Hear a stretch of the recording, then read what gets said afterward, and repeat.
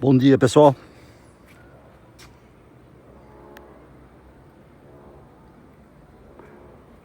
Essa é a nossa terceira aula do curso sobre lógica do arquétipo. Mas por que a lógica do arquétipo? Por que é importante nós estudarmos essa questão da lógica?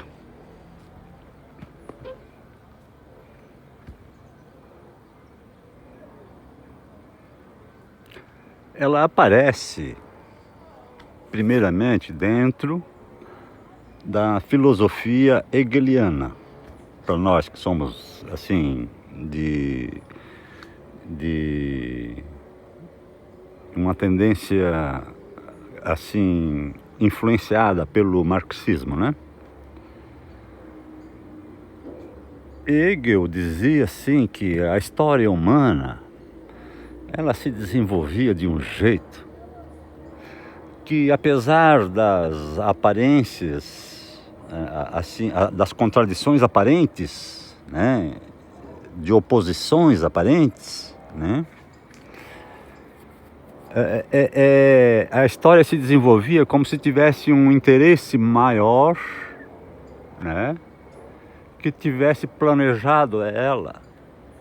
E a história humana, nesse caso, seria apenas parte de um roteiro maior, né? Assim, a história humana se faria, mesmo que dentro da lógica humana, das pessoas humanas, apareça a contradição, né? Não, os bolsonaristas são todos meus inimigos, ok? Mas, segundo Hegel, né, o que o Bolsonaro fez e o que o Lula e o Alckmin estão fazendo está dentro de um objetivo que só poderia ter sido traçado dentro daquele vácuo de lógica que foi criado pelo bolsonarismo dentro da história do Brasil, né? Assim, um vácuo de lógica, né? Por que foi criado esse vácuo de lógica dentro da história do Brasil? Aí é opinião minha, eu estou falando por mim, entenderam? Depois eu vou dizer por que eu estou falando neste momento, por que eu não falaria num momento mais amadurecido, né?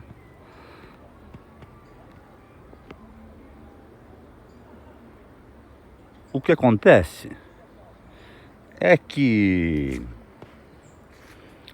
existem arquétipos,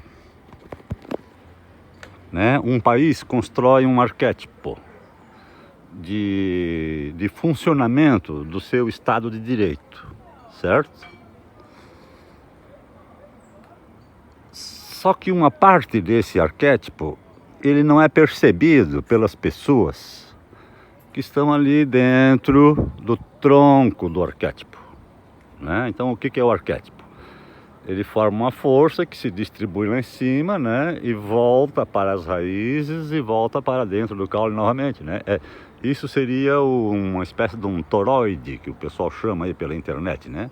Você estuda o toroide e você vai entender o que é o efeito eletromagnético do arquétipo sobre as pessoas, certo?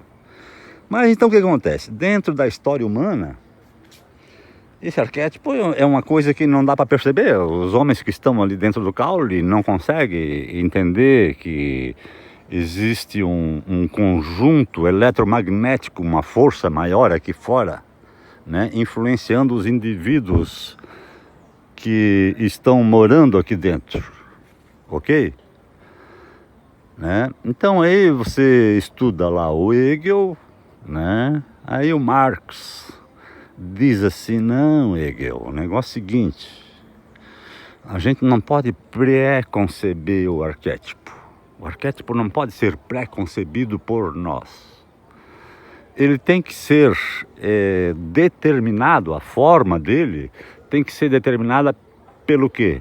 Pela história objetiva humana, né? Você pega a história humana, vê como ela se desenvolveu, é como se você fosse fazer um domo de bambu. Você vai entrelaçar ele lá em cima, demonstrando como é que foi feito a história humana.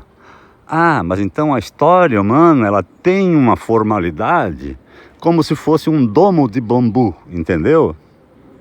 Ou como se fosse essa árvorezinha aqui, né? Crescendo e formando o seu leque aqui de eletromagnetismo. Ou como se fosse qualquer outra árvore aqui dessa floresta aqui, né? Que a energia vai pelo caule, vai até as folhas, né? E teoricamente existe essa volta, né? Essa volta por quê? Porque todas as energias que caíram novamente no solo voltam pelo solo, pelo caule, né? Então, teoricamente, se ela só tem consciência dela mesma, né? Coitadinha, ela pensa que ela está sozinha aqui, num deserto, né? Por que ela pensa assim? Porque ela está pensando dentro do eletromagnetismo dela. Se ela não romper o próprio eletromagnetismo produzido por ela não vai conseguir perceber o eletromagnetismo produzido pelas outras árvores, né? Essa é a questão do arquétipo maior, né? O que significa esse arquétipo maior, então, né? Ela tem dentro de si uma consciência de um arquétipo maior, macrocósmico, que forma ela como indivíduo dentro da estética dela, certo? Ela não ficou dessa forma aqui por acaso. Ela seguiu um plano macrocósmico dentro da inteligência de evolução mecânica do próprio DNA dela, né? Ela foi condicionada a se desenvolver dentro de um condicionamento macrocósmico. Por isso que ela tem essa forma e ela pensa que ela está sozinha aí, coitada, né? Mas, bem, isso é o que eu estou pensando que ela está pensando, né, também. Eu teria que romper meu próprio eletromagnetismo para saber o que ela está pensando, Bem, aí seria uma conversa muito longa, né, pessoal? Por fim, então, pegamos aqui a primeira parte, né? Essa é a terceira aula do arquétipo, né? E agora, então, nós vamos lá num arquétipo de bambu, né? Eu vou seguir aqui por essa minha trilhazinha aqui. Aqui é onde eu faço os meus exercícios, né? E aí então eu tenho aqui a minha trilhazinha. Aqui foi onde caiu aquela árvore que eu falei ali naquele dia, né? A árvore caiu com aquele vento que deu aí, aquele ciclone, né? E aí meu cunhado me fez o favor, né? Ele veio aqui e me cortou. Aqui onde caiu a árvore, ela apodreceu ali, ele veio aqui e me cortou, né? E aí eu fiz aqueles banquinhos que estão ali na praça ali, né? Então só para vocês entenderem aonde que nós estamos, né? E por que que nós estamos tendo essa preocupação de repassar essa lógica, tá certo? Então eu vou dar um play aqui para não ficar muito longo, né? E aí nós vamos então para a quarta aula, né?